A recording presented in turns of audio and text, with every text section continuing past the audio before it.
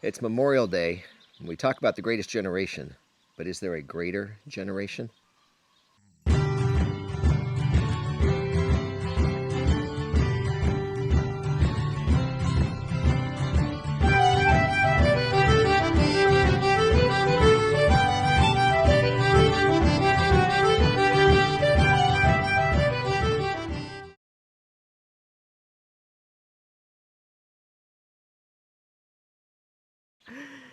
Hey everybody, welcome back to the Renewed Homestead. I'm Ben. I'm Denise.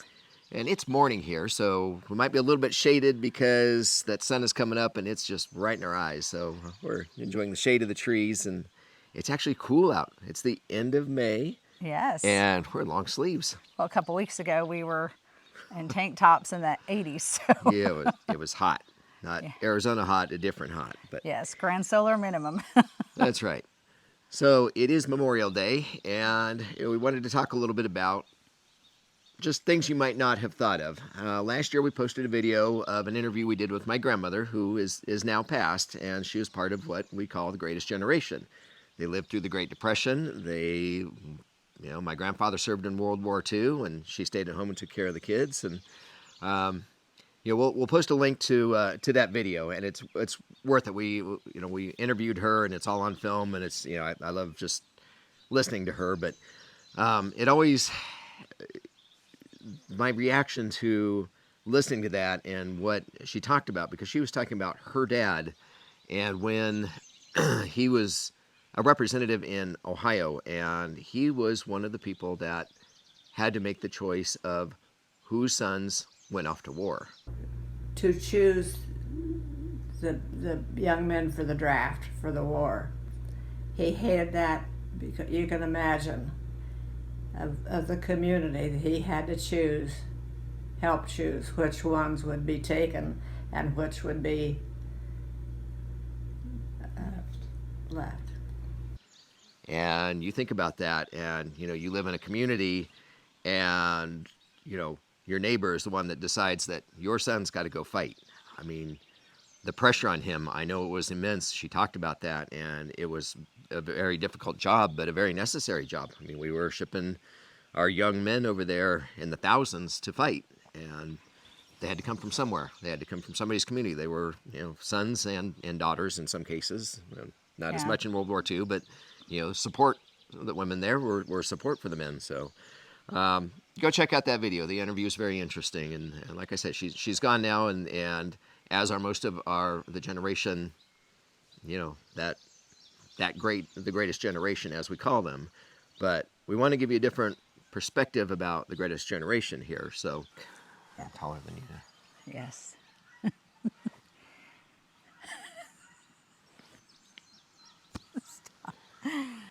All right, so the generation that we think of, that we know in recent history, World War II vets are absolutely the greatest generation. What we saw, and we talk about this, that hard times make great men and great women. They went through the Great Depression, dealt with World War II. I can't even imagine this next generation going into war like our World War II veterans, and we owe them a huge debt of gratitude. But one thing I don't think we think about are our founding fathers. And for me, they are the greatest generation. And let me explain why. We don't talk about this often, and they don't teach this much. But when you go back and you look at, George Washington and John Adams and Thomas Jefferson and Ben Franklin and Thomas Paine and Alexander Hamilton and, all of our founding fathers, they had everything to lose. And we don't think about this much. They were... when we think of the elites, and they weren't elite in the sense when we talk about the elites in our country now, but back then they would have been considered the wealthiest among those that lived in America at that time, of the British colonies. They had plantations, they had farms, I guess not plantations technically, that was more of the South, but they had farms, and they had large plots of land. They were very influential in their communities. And they chose to leave all that behind, possibly so that they could live in a free country and provide their kids and their kids' kids and their kids' kids' kids a free country away from British rule, away from monarchy. And when we think about the Constitution and the wisdom of that, we know that that was directed by God. Absolutely. But think about everything that they sacrificed so we could live in the greatest country in the world. And no, we're not perfect by any stretch of the imagination, but we are the greatest country. We have the most freedoms. I can speak to you right now and say anything I want, relatively speaking. I can say, I hate this government. I don't like this government. I don't like Republicans. I don't like Democrats, right? I can say that. And I don't have to worry about anybody coming in and arresting me or, ending my life for treason. So we have a lot of these freedoms. And it was those founding fathers that allowed us to have these freedoms. So when you're celebrating, Memorial Day, when you're with your families, when you're doing your barbecue, when you're grilling, I want you to think about all those that we have lost recently. World War II, obviously, Operation Iraqi Freedom, Afghanistan, especially those that were unfortunately lost this last summer. They've given their lives so that we could live a better life. But I want you to also go back further and go back to the Revolution. Go back to our founding fathers and our founding mothers and think about the sacrifices that they made, because they had everything to lose.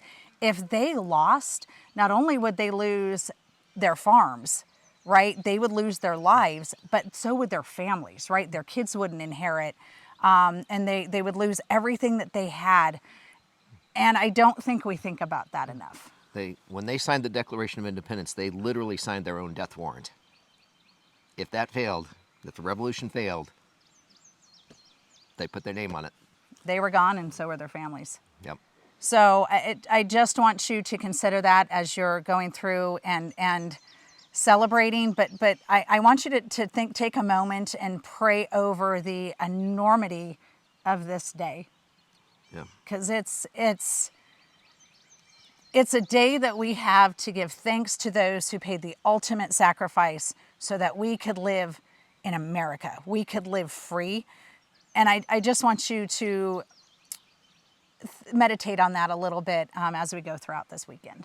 Yeah, it's just good to remember what all the sacrifices from, like she said, from the Revolution forward, and she was mentioning some of the wars, and we never forget the Korean War and the Vietnam War and everything in between. So there's been a lot of sacrifice, a lot of bloodshed, so that you can stand there and grill on your barbecue and get on whatever social media and say whatever you want. You remember that you might not like what's going on. You might not like our politicians. You might not like my politics or your politics. But this is the place that people escape to. When there's crap going on around the world, people head here. This is where they want to be. Yeah, they're not heading to Cuba. No, they're risking everything to get here. And Denise often says, we won the birth lottery being born here. Yeah. America's amazing, and it took amazing people to give us this. So just remember that. Like she said, pray on it, think about it. It's important, but definitely enjoy the day. Enjoy your families, and you are all always in our prayers, and hopefully we are in yours as well. Yeah, and I and continue to pray that war hawks in D.C. that cooler heads will prevail, and that we don't continue to feed the war machine needlessly. There are times that we need to go to war. There are times we need to fight, but I'm tired of sending our kids to die. I'm tired of it. So I will fully support anything that is justice, that is justified. But I am praying that that cooler heads will prevail in D.C., not overly. Yeah. I know God can make that happen, though. Our kids are still of draft age, and for and for any kid that's any kids. Well, and for all of you that are celebrating graduations today. I mean, high school graduations. That's an amazing accomplishment. What if the next notice you got in the mail was a draft notice? Yeah. Please, Lord, don't let this escalate any further. Yes.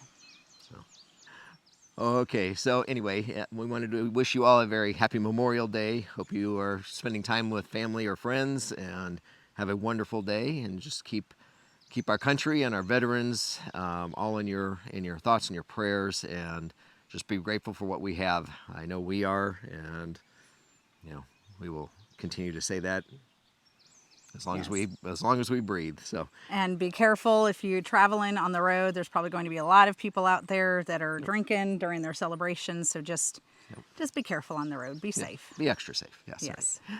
All right, everybody. Thank you so much. We really do appreciate you. Make sure you're giving us a thumbs up and subscribed. We're doing well. We're doing well. Our channel is growing and growing. It's great. So We appreciate you. We really do. We do. Get those pets spayed and neutered. I'm going to get some bug spray. Natural bug spray. Natural bug spray, yes. Whew. Anyway. All right. Thanks, everybody. Take care. God bless. We'll see you on the next video. Bye-bye. Bye, y'all.